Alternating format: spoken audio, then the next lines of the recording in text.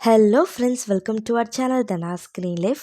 இன்றைக்கி நம்ம மண் சட்டியில் சூப்பரான மீன் குழம்பு, அதோட மீன் வறுவல், கூடவே வடித்த சாதமும் நம்ம எப்படி செய்கிறதுன்னு பார்க்க போகிறோம்.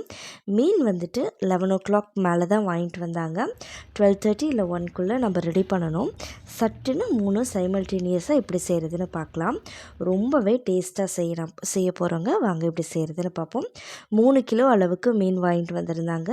அதில் தலையை மட்டும் நம்ம தனியாக எடுத்து வச்சிட்டோம். தலையில் தான் நம்ம குழம்பு வைக்க போகிறோம். பாருங்கள், 6-7 பீஸ்க்கு மேலே இருந்தது. கிட்டத்தட்ட 10 பீஸ்க்கே இருந்தது. நாம் வந்துட்டு அந்த பீசஸ்லாம் எதுவுமே போட போகிறதில்ல. அது எல்லாமே ஃப்ரை பண்ணிக்கலாம். கடையில் கிடைக்கிற மீன் கடையிலேயே நம்ம கேட்டோம் அப்படின்னா இந்த மாதிரி பேக்கெட்ஸ் வந்துட்டு ஃப்ரைக்கு போடுறது கிடைக்கும். 50 கிராம் பேக்கெட் 3 எடுத்தாச்சு. அதோட இஞ்சி பூண்டு மட்டும் அரைச்சி போட்டுக்கிட்டோம்னா நமக்கு போதும். வேறு எதுவும் ஆட் பண்ண தேவையில்ல. இந்த அளவுக்கு இஞ்சி எடுத்துக்கலாம். 2 கட்டி பூண்டும், இந்த ஒரு இன்ச் அளவுக்கு இஞ்சி, அதில் பாதி சைஸ்க்கு இஞ்சி இருந்தால் போதுங்க. அது இந்த மாதிரி நைஸாக அரைச்சி எடுத்துக்கலாம். இது அப்படியே நம்ம எடுத்து வச்சுருக்க ஃபிஷ்ஷில் ஆட் பண்ணிக்கோங்க. எல்லா பக்கமும் நல்லா கலந்து விட்டுக்கோங்க. நான் இன்றைக்கி ரெடிமேட் பேக்கெட்ஸ் தான் வாங்கியிருக்கேன். ஏன்னா டைம் இல்லை நம்ம ரெடி பண்ணி நிறைய நேரம் ஊற வைக்கிறதுக்கு. அதனால் ரெடிமேடாக மீன் கடையிலே கிடைக்கும். எப்போவும் நாங்கள் வாங்குகிற இடத்துல ரொம்பவே டேஸ்ட்டாக இருக்குங்க. அதே தான் நான் போட போகிறேன் இன்றைக்கி. 50 கிராம் பேக்கெட்டில் 3 பேக்கெட் எடுத்திருக்கோம். 1 கிலோவுக்கு 50 கிராம் சரியாக இருக்கும். இது 3 கிலோங்கிறதுனால 3 50 கிராம் பேக்கெட் வந்துட்டு அதில் ஆட் பண்ணிக்கலாம். கொஞ்சம் கூட தண்ணி இல்லாமல் ஃபிஷ்ஷை வாஷ் பண்ணி எடுத்துக்கோங்க. தண்ணியை நல்லா வடிச்சிட்டு நம்ம ஆட் பண்ணலாம். கொஞ்சம் இனிஷியலாக ட்ரையாக தான் இருக்கும். கொஞ்ச நேரம் நம்ம ஊற வைக்கும்போது அதுலேருந்து தண்ணி விடும் மீன்லேருந்து. அதுவே கரெக்டாக இருக்குங்க. அதனால் தண்ணி எதுவும் ஆட் பண்ணாமல் பவுடர் மட்டும் ஆட் பண்ணி நல்லா கலந்து விட்டுக்கோங்க. மிக்ஸ் பண்ணும்போது ரொம்பவே கேர்ஃபுல்லாக மிக்ஸ் பண்ணுங்கள். கையில் முள்ளெல்லாம் ரொம்பவே குத்தும். பார்த்து பொறுமையாக மிக்ஸ் பண்ணுங்கள். ஒவ்வொரு பீஸாக எடுத்து நல்லா அப்ளை ஆகிருக்கான்னு பாருங்கள். அப்ளை ஆகாத இடத்துல நல்லா தடவி விடுங்க. பாருங்கள், இப்போ எல்லா இடத்துலையும் ஈவனாக ஸ்ப்ரெட் ஆகிடுச்சு. இதை அப்ளை பண்ணதுக்கப்புறம் அப்படியே மூடி வச்சு ஒரு 1/2 மணி நேரம் அப்படியே விட்டுட்டு நம்ம குழம்பு வைக்கிறதுக்கு போயிடலாம்.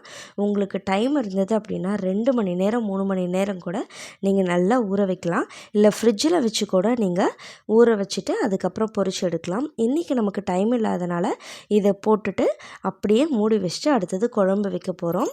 அவ்வளோதான் டைமு. பாருங்கள், ரெடி ஆகிடுச்சு. அடுத்தது மீன் குழம்பு வைக்கலாம். மீன் குழம்பு வைக்கிறதுக்கு ஒரு கைப்பிடி அளவுக்கு புளியை வந்துட்டு ஊற வச்சுருக்கோம். நாம் இன்றைக்கி 8லேருந்து 9 பேராவது சாப்பிட போகிறோம். அவங்களுக்கு சேர்த்தாப்பில் குழம்பு வைக்க போகிறோம்.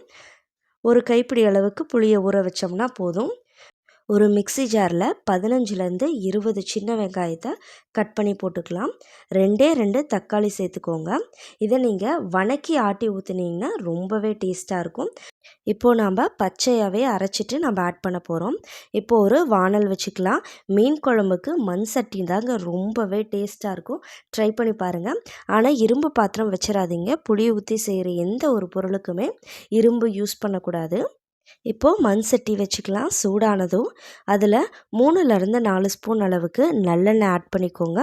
மீன் குழம்புக்கு நல்லெண்ணெய் தான் ஆட் பண்ணோம். கொஞ்சமாக ஒரு 4-5 வெந்தயமும் 1/4 ஸ்பூன் அளவுக்கு ஜீரகமும் ஆட் பண்ணிக்கோங்க. கருவேப்பிலை ஒரு கைப்பிடி அளவுக்கு போட்டுக்கலாம். கருவேப்பிலை நல்லா பொரியட்டும். கருவேப்பிலை பொரிஞ்சதும் சின்ன வெங்காயம் ஒரு 10 அளவுக்கு சின்னதாக கட் பண்ணி ஆட் பண்ணிக்கோங்க. வெங்காயம் நல்லா வணங்கட்டும்.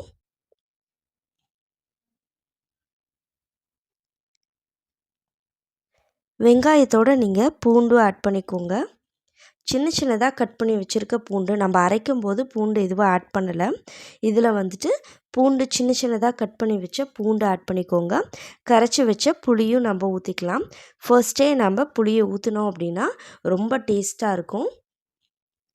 அடுத்ததாக நம்ம அரைச்சி வச்சுருக்க வெங்காயமும் தக்காளியும் ஆட் பண்ணிக்கலாம்.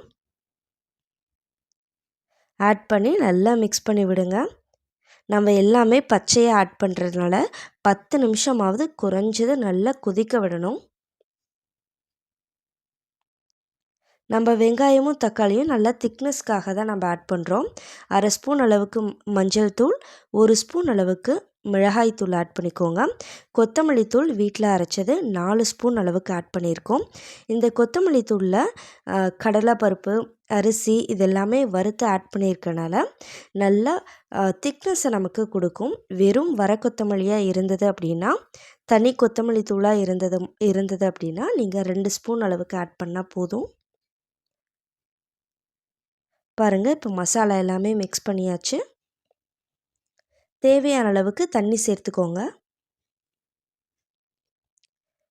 1 லிட்டர் அளவுக்கு கூட இப்போ தண்ணி சேர்த்துக்கலாம். நீங்கள் உங்களுக்கு திக்னஸ் பார்க்கும்போது நல்லாவே தெரியும்.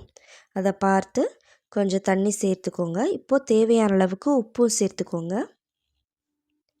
பாருங்கள், கொதிக்க ஆரம்பிச்சிருச்சு. குறைஞ்சது 10 நிமிஷமாவது நல்லா கொதிக்கட்டுங்க. நீங்கள் டேஸ்ட் பண்ணி பார்க்கும்போது பச்சை வாசம் போயிருக்கணும், அவ்வளோ நேரம் கொதிக்கணும். இப்போ ஒரு மிக்ஸி ஜாரில் 2 கைப்பிடி அளவுக்கு தேங்காய், கரெக்டாக பார்த்தோன்னா 1 மூடி தேங்காய் வரும். இதை நல்லா அரைச்சி எடுத்துக்கலாம். நைஸாக அரைச்சிக்கோங்க. பாருங்கள், இந்த பதத்துக்கு அரைச்சி எடுத்துக்கலாம். குழம்பு நீங்கள் டேஸ்ட் பண்ணி பார்க்கும்போது உப்பு, புளிப்பு எல்லாமே கொஞ்சம் கரெக்டாக இருக்கணும். அதை பார்த்துக்கோங்க. பார்த்துட்டு அதுக்கப்புறம் லாஸ்ட்டாக தான் நம்ம தேங்காவை ஆட் பண்ண போகிறோம். தக்காளியும் வெங்காயமும் நம்ம பச்சையாக ஆட் பண்ணதுனால அதோட டேஸ்ட்டு வந்துட்டு பச்சை வாசம் அடிக்காமல் பார்த்துக்கோங்க. நல்லாவே கொதிக்கட்டும். கொதித்ததுக்கப்புறம் நம்ம தேங்காவை ஆட் பண்ணிக்கலாம். தேங்காய் சேர்த்துட்டு தேவைப்பட்டால் இன்னும் கொஞ்சம் தண்ணி சேர்த்துக்கோங்க.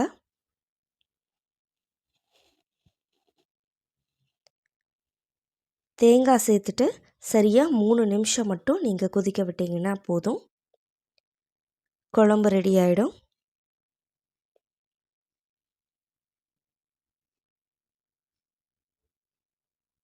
மிக்ஸி ஜாரில் இருக்க தேங்காய் எல்லாத்தையும் நல்லா கழுவி அதில் ஊற்றிடுங்க. வேஸ்ட் பண்ணிடாதீங்க. 3 நிமிஷம் மட்டும் கொதிக்க விடுங்க. அதிக நேரம் கொதிக்க வேண்டாம். தேங்காய் அதிகம் கொதிக்கக்கூடாது.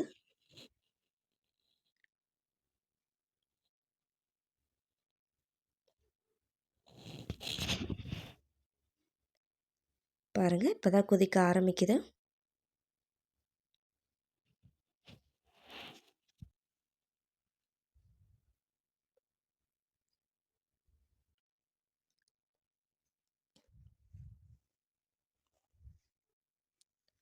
ஒரு கொதி வந்ததும் நம்ம மீனை ஆட் பண்ணிடலாம். இதில்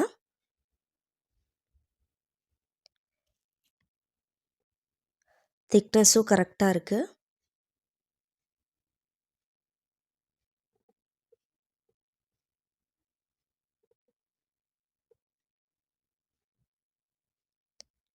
இப்போது இந்த ஸ்டேஜில் நீங்கள் மீனை ஆட் பண்ணிக்கோங்க. மீனோட தலை தான் நம்ம போட போகிறோம்.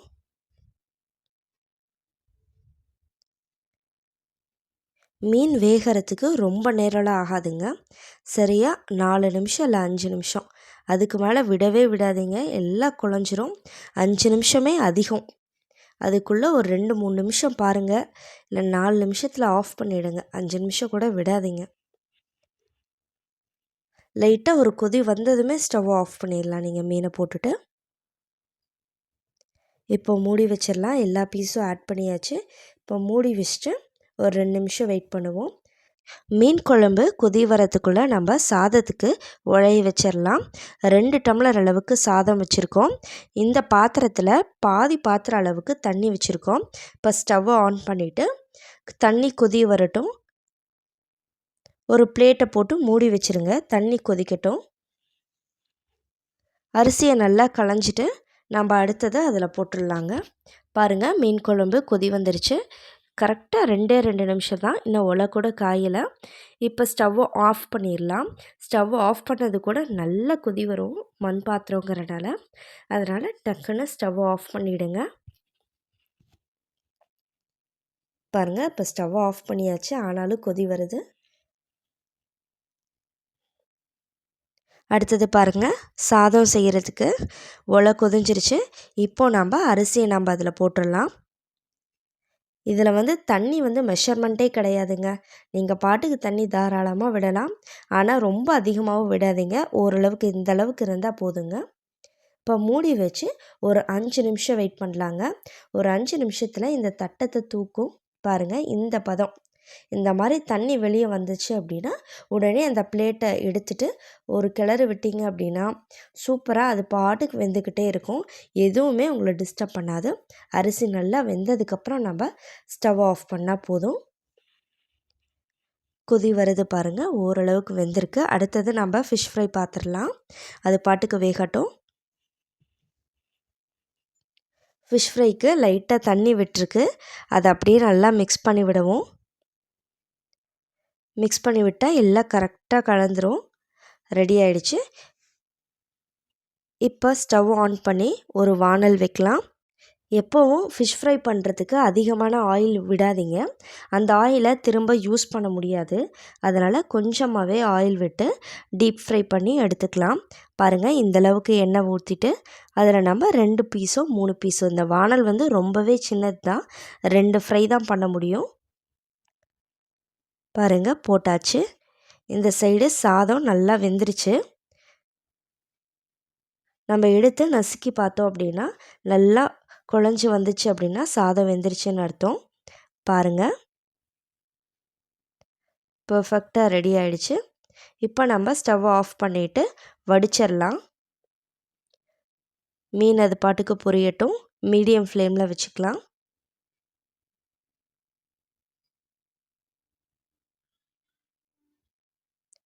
வடிக்கும்போது கொஞ்சம் கேர்ஃபுல்லாக வடிக்கணும்.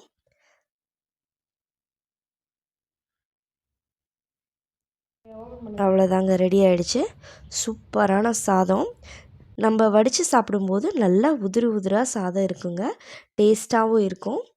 ஆனால் இப்போது எல்லோரும் குக்கரில் வச்சு பழகியாச்சு, சட்டுன்னு ரெடி ஆகுதுன்னு. ஆனால் இப்படி ட்ரை பண்ணி பாருங்கள்.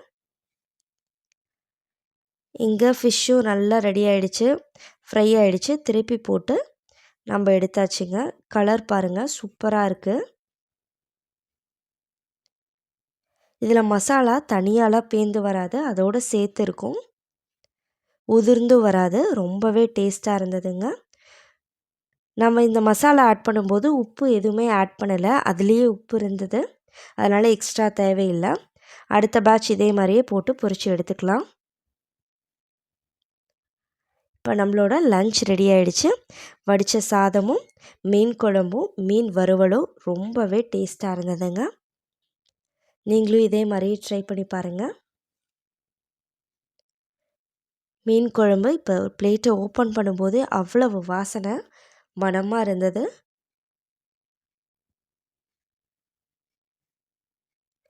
இந்த மீன் குழம்ப நம்ம அன்னைக்கே சூடாக சாப்பிட்றத விட அடுத்த நாள் காலையில் சூடு பண்ணி சாப்பிடும்போது வர டேஸ்ட்டு தனி டேஸ்ட்டு தாங்க. இந்த மாதிரி சாப்பிட எத்தனை பேருக்கு பிடிக்குங்கிறத கமெண்ட்டில் சொல்லுங்கள். ஃபிஷ் ஃப்ரையும் ரெடி ஆகிடுச்சு. நீங்களும் இதே மாதிரியே ட்ரை பண்ணிவிட்டு எப்படி இருந்ததுன்னு சொல்லுங்கள். ரொம்பவே டேஸ்டான லஞ்ச் ரெடி ஆகிடுச்சு. தேங்க்யூ ஃபார் வாட்சிங் அவர் வீடியோ. நம்ம சேனலை மறக்காமல் சப்ஸ்கிரைப் பண்ணிக்கோங்க.